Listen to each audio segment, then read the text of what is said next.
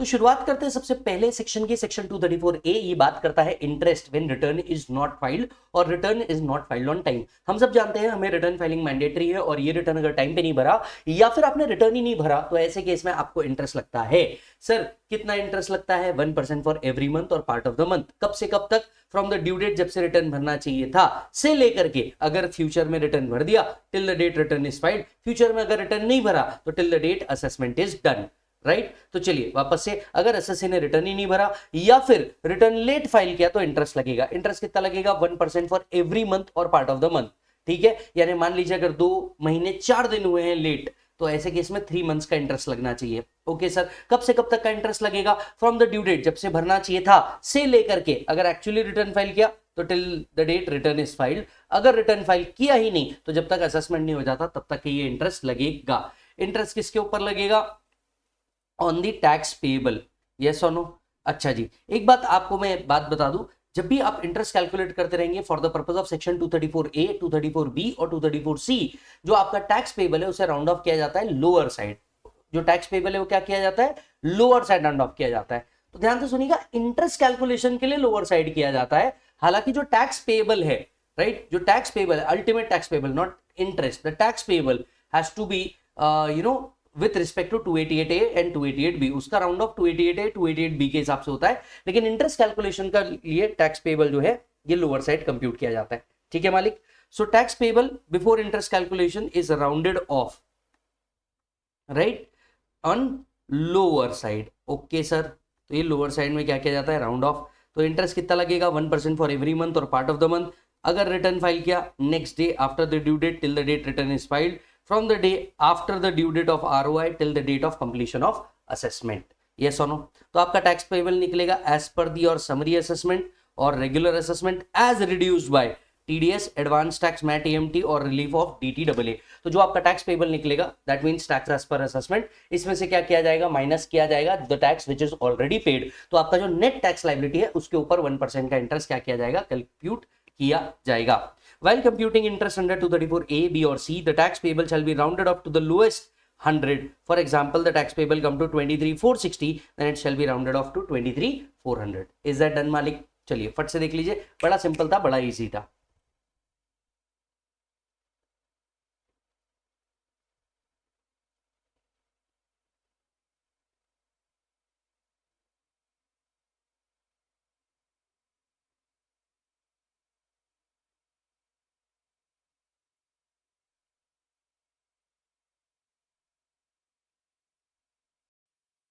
अब आते हैं नेक्स्ट सेक्शन के ऊपर। नेक्स्ट सेक्शन इज 234B, और देखिए सर मैक्सिमम टाइम पूछा जाता है। अब 234B कब एप्लीकेबल है? When you have not paid advance tax और advance tax paid is less than 90% of assessed tax. तो या तो आपने एडवांस टैक्स ही पे नहीं किया और the advance tax paid is less than 90% of assessed tax. Now what is assessed tax? Tax calculated by income tax department. Yes, अगर आपने एडवांस टैक्स ही पे नहीं किया या जो पे किया वो 90% से कम पे किया ऑफ द असेस्ड टैक्स, मान लीजिए you have paid the advance tax of let's say 80,000, whereas department ने जो कैलकुलेट करके निकाला वो था 1 lakh. Now you have paid less than 90% of the assessed tax. ऐसे केस में इंटरेस्ट लगता है 234B का। कितना लगता है? अगेन 1% फॉर एवरी मंथ और पार्ट ऑफ द मंथ। कब से लगेगा? First day of assessment year से। हाँ जी, ये 234B का जो इंटरेस्ट है ये first day of assessment year से लगता है till the date of actual payment. जब तक कि आप एक्चुअल पेमेंट नहीं कर देते तब तक के। yes, so advance tax is not paid or advance tax paid is less than 90% of assessed tax, then आपको सिंपल इंटरेस्ट लगेगा। कितना? 1% फॉर एवरी मंथ और part of the month from the first day of assessment year till the date of actual payment. Yes, मान के चलिए आपने advance tax अगर पे ही नहीं किया है तो जो भी आपका असेस टैक्स है उस पर ये इंटरेस्ट कंप्यूट होगा। मान लीजिए आपने एडवांस टैक्स पे किया है तो whatever is assess tax minus advance tax paid if any, net tax payable पे क्या किया जाएगा? कंप्यूट किया जाएगा। यस और नो? तो असेस टैक्स का मतलब क्या भैया? असेस टैक्स का मतलब जो आपके समरी असेसमेंट के हिसाब से निकाला गया है वो, या फिर रेगुलर असेसमेंट हुई है तो जो रेगुलर असेसमेंट के हिसाब से टैक्स निकाला गया है हम उसे असेस टैक्स मानेंगे। जब हम टैक्स निकालते रहेंगे, tax which is already paid ये क्या किया जाएगा? माइनस किया जाएगा। तो असेस टैक्स का मतलब क्या? Tax as per the summary assessment और regular assessment minus the tax already paid. तो जो आपका नेट टैक्स पेबल है इस पे 1% फॉर एवरी मंथ और part of the month from first day of assessment year till the date of actual payment. yes or no मालिक? अच्छा, कुछ और बातें हैं जो आपको याद रखनी पड़ेगी। ये वाली पार्ट आपको याद है, जब आपका टैक्स पेबल निकाला जाता है तो आपका एडिशनल इनकम टैक्स भी हो सकता है अगर आप अपडेटेड रिटर्न फाइल कर रहे हैं तो। सो अगर आप अपडेटेड रिटर्न फाइल कर रहे हैं तो हो सकता है आपने एडिशनल टैक्स भी दिया हो। क्या वो एडिशनल टैक्स हम कंसिडर करेंगे while computing for the purpose of interest?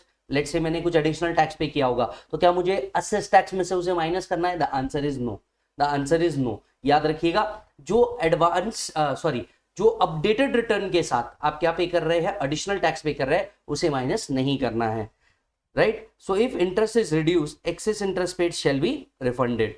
The tax on total income determined under 143(1) shall not include any additional income tax. Additional income tax कौन से सेक्शन में आता है? सेक्शन 140B के हिसाब से आता है, that is the tax on updated return. तो अपडेटेड रिटर्न के ऊपर का जो टैक्स है उसे माइनस नहीं करना है जब आप टैक्स पेबल कंप्यूट करते रहेंगे। Are you getting the point? So tax on total income determined on the regular assessment shall not include additional income tax which is covered under section 140B। Is that done मालिक? Yes. So 234B क्या बोलता है? या तो आपने advance tax पे नहीं किया या तो आपने एडवांस टैक्स पे किया, it is less than 90% of assess tax, तो आपका जो भी नेट टैक्स लायबिलिटी है into 1% starting from first day till the date of payment आपको इंटरेस्ट लगेगा। असेस टैक्स का मतलब क्या? Tax as per assessment minus tax which is already paid, तो आपका नेट टैक्स निकल जाएगा। जो आपने एडिशनल टैक्स पे किया है as per section 140B, in case of कौन सा बेटा? In case of updated return, वो माइनस नहीं करना है।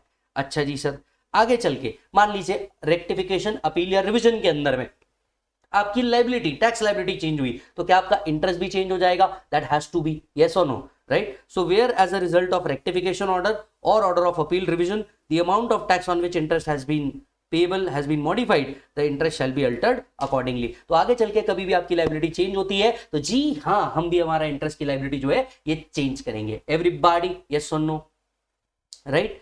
तो चलिए एक बार फटाफट क्विक रिवीजन कर लीजिए, यहां से यहां तक का part exam point of view से रेलेवेंट है। पढ़ो जल्दी से।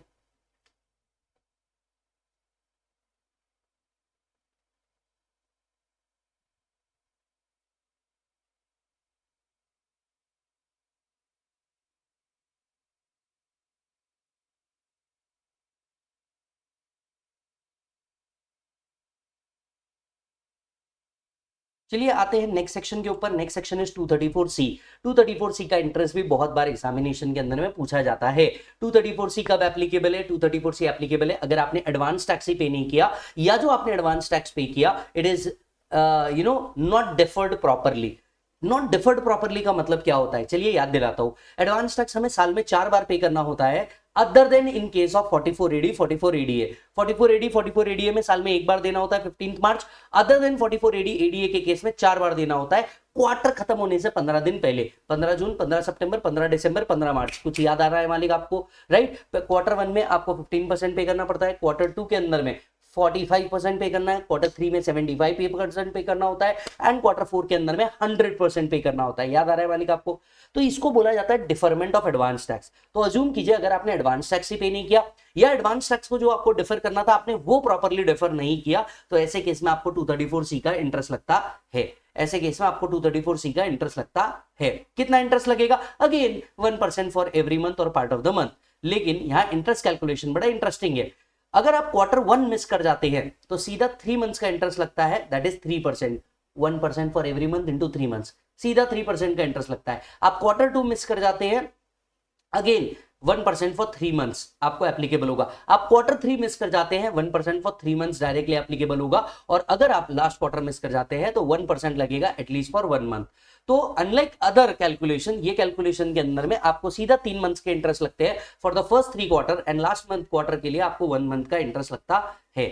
Are you getting the point? Yes. तो चलिए आपको क्या करना है सर, आपको निकालना है टैक्स। टैक्स में से आपने जितना टैक्स पे किया होगा उसको माइनस कर दीजिए, ये बचेगा आपका नेट टैक्स। नेट टैक्स पे आपको 1% क्या करना है, कैलकुलेट करना है। कब से कब तक का? मैंने बताया ना, सीधा पहले 3 क्वार्टर के लिए डायरेक्ट 3 मंथ्स का इंटरेस्ट लगेगा, लास्ट क्वार्टर के लिए 1 मंथ का इंटरेस्ट लगेगा। अब आपको एक राज की बात बताता हूं जो आपको बोनस पॉइंट है एग्जाम में प्रॉब्लम सॉल्व करने के लिए। देखिए 234A और 234B जो टैक्स होता है ना, वो हम कंसिडर करते हैं tax as per assessment, assessed tax consider करते हैं। लेकिन 234C का इंटरेस्ट निकालने के लिए टैक्स एज पर ROI लिया जाता है। यस, ये एक बोनस पॉइंट है क्योंकि मैक्सिमम बच्चे यही गलती करते हैं।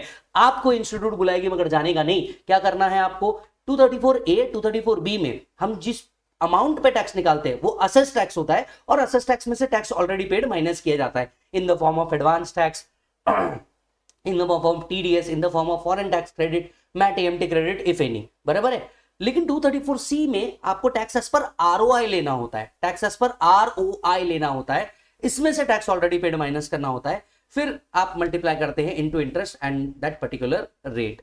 सो आपको जो चीज ध्यान में रखनी है, मतलब एग्जामिनर आपको टेस्ट कर सकता है जिस चीज के ऊपर, वो है ये, आपको टैक्स एज पर आरओआई भी देगा और tax as per assessed income भी देगा, पर याद रखिएगा टैक्स एज पर आरओआई लेना होता है, राइट, माइनस जो टैक्स आपने ऑलरेडी पेड किया in the form of TDS, advance tax, relief, MAT AMT credit, right.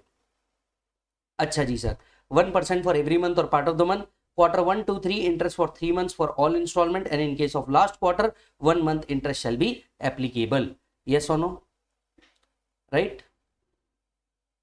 अच्छा जी सर, अब देखिए क्या है, आपको अगर याद होगा तो हम एडवांस टैक्स जो दे रहे हैं ये एस्टीमेट के बेसिस पे दिया जा रहा है। ये काय पे बेसिस पे दिया जा रहा है, एस्टीमेट के बेसिस पे दिया जा रहा है। अब टैक्स पेयर ये तो कहेगा ही ना कि यार मेरा एस्टीमेट गलत तो हो सकता है। अरे भाई साहब, आज तक अपने लाइफ में हम लोगों ने कभी एस्टीमेट सही नहीं किया है। एक लड़की से प्यार किया, एक लड़के से प्यार किया, उसका एस्टीमेट गलत हुआ, हमने अपनों पर ही भरोसा किया, उन्होंने ही हमारा भरोसा तोड़ दिया, फिर एस्टीमेट गलत हुआ। और आप कह रहे हैं कि मैं एडवांस टैक्स सही एस्टीमेट कर दूं, ये तो हो ही नहीं सकता। और एस्टीमेट गलत हुआ तो आप इंटरेस्ट भी लगा रहे हैं। एज अ टैक्स पेयर तो जरूर बोलेगा ना।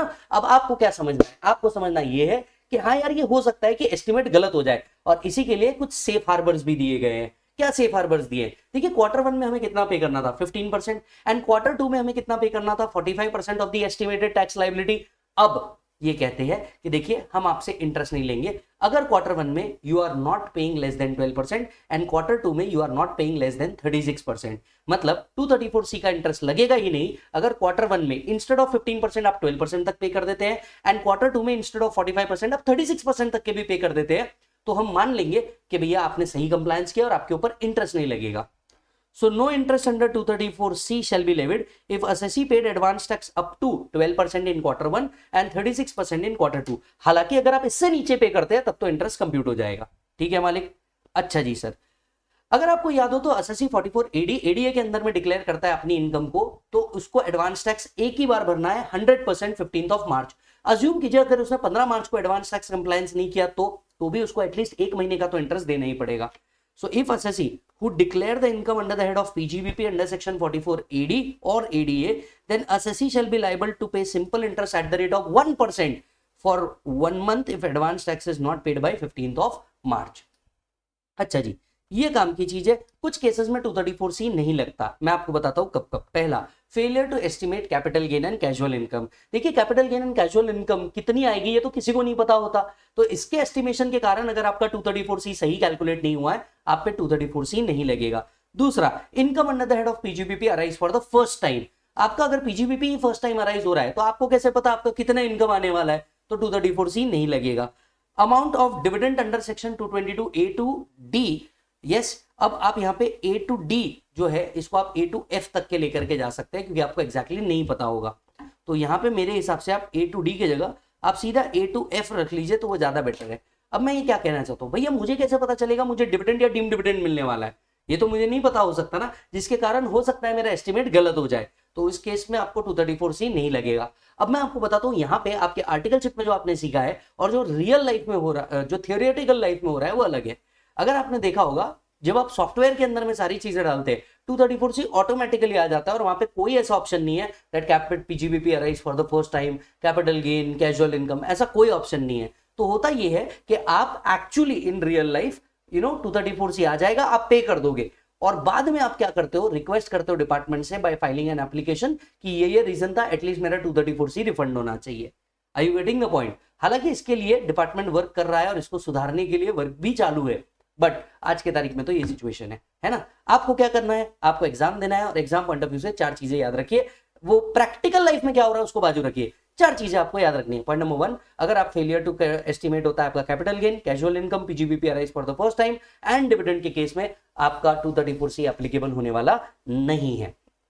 सीबीडीटी ने क्लैरिफिकेशन भी दिया है। सीबीडीटी कहता है अगर एसएससी एडवांस टैक्स पे कर रहे हैं टिल 15 मार्च तो ये भी रिड्यूस किया जाएगा for the purpose of calculating 234C।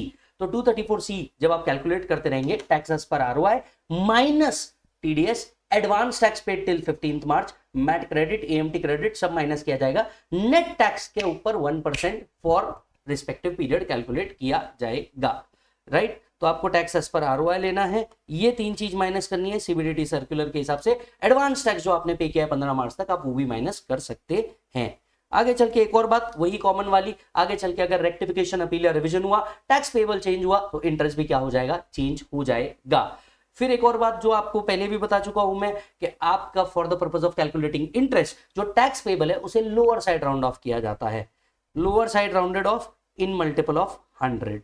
Yes, rounding off will always be on the lower side, चाहे वो 234A हो, 234B हो या 234C हो। कुल मिला के क्या क्या बात याद रखनी है, कुल मिला के बात ये याद रखनी है कि 234C का जो इंटरेस्ट है ये टैक्सेस पर आरओआई पे कैलकुलेट होगा। दूसरा बात आपको जो याद रखनी है, क्वार्टर 1 में हुआ सीधा 3 मंथ्स का इंटरेस्ट, क्वार्टर 2 में हुआ सीधा 3 मंथ का इंटरेस्ट, क्वार्टर 3 में हुआ सीधा 3 मंथ्स का इंटरेस्ट एंड क्वार्टर 4 पे 1 मंथ का इंटरेस्ट एप्लीकेबल होगा। फिर हमने एक और बात करी कि भैया अगर मान के चलिए आपने एडवांस टैक्स पे किया है क्वार्टर 1 में 12% तक या क्वार्टर 2 में 36% तक instead of the respective rate, तो आपको एटलीस्ट इंटरेस्ट को देने की जरूरत नहीं पड़ने वाली, राइट। एंड आपका जो टैक्स कैलकुलेशन है, राइट, ये लोअर साइड पे राउंड ऑफ किया जाएगा। इज दैट डन मालिक? Check.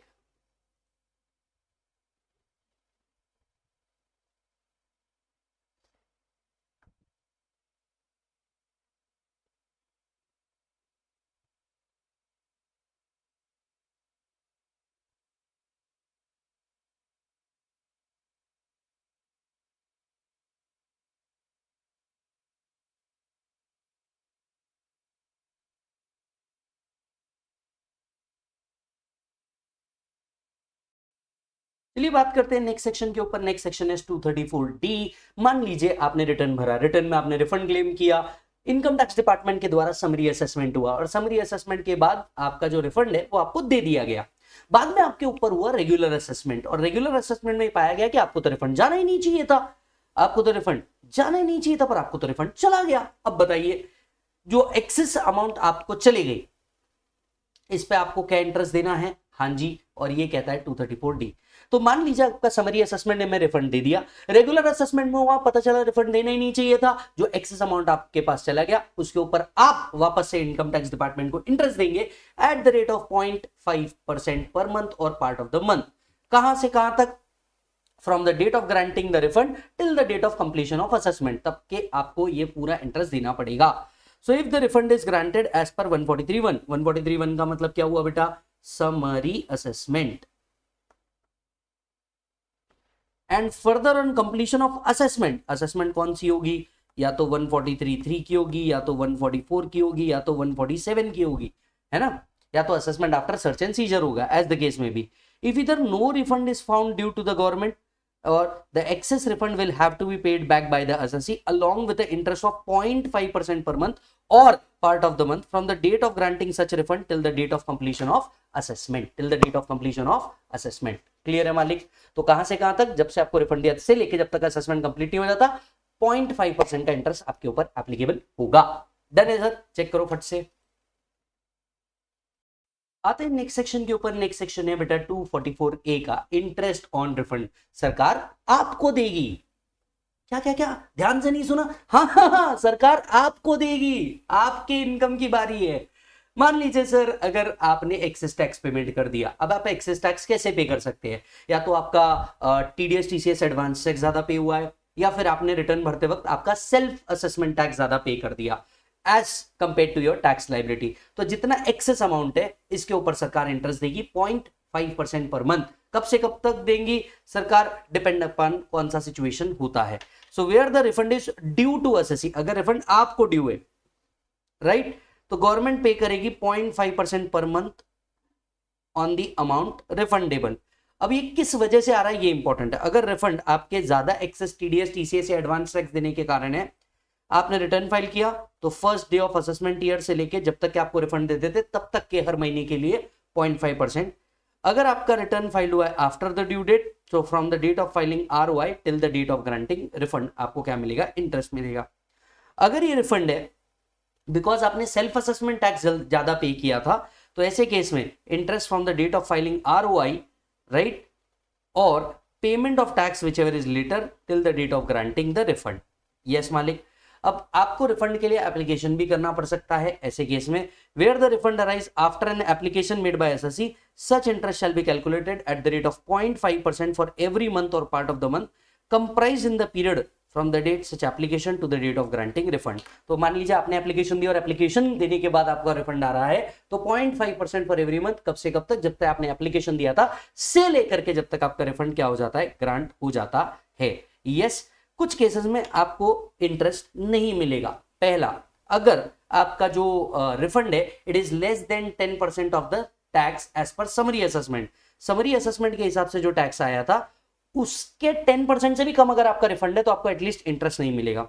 If income tax refund is not, अच्छा एक बात आपको याद रखनी पड़ेगी, income tax refund is not an income but income tax interest on income tax refund is an income. अब देखिए इस एक एडजस्टमेंट को पीजीबीपी में सबसे ज्यादा बार पूछा जाता है, आपको 244A नहीं पूछेगा, पर ये एडजस्टमेंट जो है ना भाई साहब, ये भौकाल एडजस्टमेंट है, सबसे ज्यादा बार पूछी जाती है। अब आप पूछेंगे कि सर किस तरह से दिए जाएगी, पूरी डिटेल बता रहा हूं, ध्यान से सुनना, और हाँ वैल्यू ऐड कर दे ये वीडियो तो अपने दोस्तों को भी शेयर कर देना। बात सुनना, देखिए क्या होता है, आपको प्रॉफिट एंड लॉस अकाउंट दिया जाता है, 14 मार्क का जो टोटल इनकम क्वेश्चन होता है इसमें आपको प्रॉफिट एंड लॉस अकाउंट दिया जाएगा, और क्रेडिट साइड में प्रॉफिट एंड लॉस अकाउंट के इनकम टैक्स लिखा होगा 45,000, इंटरेस्ट ऑन इनकम टैक्स लिखा होगा 5,000, टोटल फिगर होगी 50,000। तो इंटरेस्ट इनकम टैक्स रिफंड कितना लिखा होगा 45 और इंटरेस्ट लिखी होगी 5, मतलब टोटल फिगर होगी 50,000 रुपीज की। अब समझिए क्या होता है, लॉजिकली जब आप पीजीबीपी कंप्यूट करते रहेंगे पूरा 50,000 माइनस करेंगे, क्यों, क्योंकि इनकम टैक्स रिफंड आपने इनकम टैक्स पे करते वक्त डिडक्शन क्लेम नहीं किया था तो ये आपकी इनकम नहीं मानी जाएगी, तो पीजीबीपी से पूरा 50,000 लेस हो जाएगा। आप IFOS में जाएंगे, interest on income tax refund को इनकम माना जाता है, तो 5,000 रुपीज IFOS में इनकम मानी जाएगी और बचे हुए 45 को इनकम नहीं मानी जाएगी, यानी पीजीबीपी से पूरा 50 लेस होगा, IFOS में से 5,000 टैक्स होगा। अब पढ़िए इस लाइन को, आपको समझ में आएगा। Income tax refund is not an income, क्योंकि आपको पहले एक्सपेंसेस का डिडक्शन नहीं मिला था, section 40 small A, but interest on income tax refund is an income, ये इनकम मान ली जाएगी। देख रहे हो सरकार का दोहरा चेहरा, एक तरफ तो आपको इंटरेस्ट देकर के लुभा रहे हैं, दूसरी तरफ ये जो इंटरेस्ट आपको मिल रहा है उस पर भी टैक्स ले रहे हैं। गजब के लोग हैं भाई साहब। So where refund arise after appeal revision order, otherwise than by making a fresh assessment, government shall pay addition to above interest and additional interest of 3% per annum। मान लीजिए अपील रिवीजन के अंदर में आपका और रिफंड निकला और आपका फ्रेश असेसमेंट डायरेक्ट नहीं किया गया था, डायरेक्ट अपील और रिवीजन के बेसिस पे ही आपका रिफंड आया, तो अपार्ट फ्रॉम 0.5% पर मंथ आपको इन टोटल 3% पर एनम का इंटरेस्ट और मिलना चाहिए। Yes, if deductor deduct excess TDS then he is entitled to receive refund and interest at the rate of 0.5% from the date on which he claimed the refund till the date it is granted, and that is to be done in form number 26B। yes मालिक। सो कुल मिलाकर के मेरे हिसाब से 244A याद रखो ना रखो, ये एडजस्टमेंट भौकाल एडजस्टमेंट है जो सबसे ज्यादा बार पूछी जाती है, इसको याद रख लेना, काम खत्म। डन मालिक, चेक करो।